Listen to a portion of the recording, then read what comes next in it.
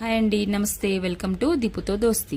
Fish fry టేస్టీగా రావాలంటే ఇలా ట్రై చేయండి. ఈ థిక్నెస్ ఉన్న చేప ముక్కలను తీసుకోండి. వీటిని శుభ్రంగా కడిగి పక్కన పెట్టుకోండి.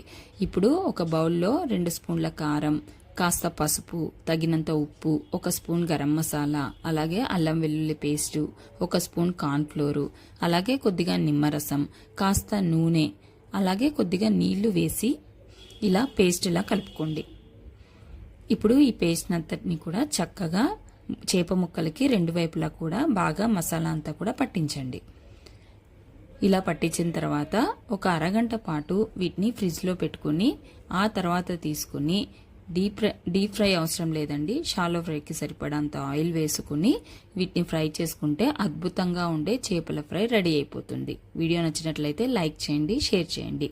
ఖచ్చితంగా మన ఛానల్ని సబ్స్క్రైబ్ చేసుకోండి. Bye bye.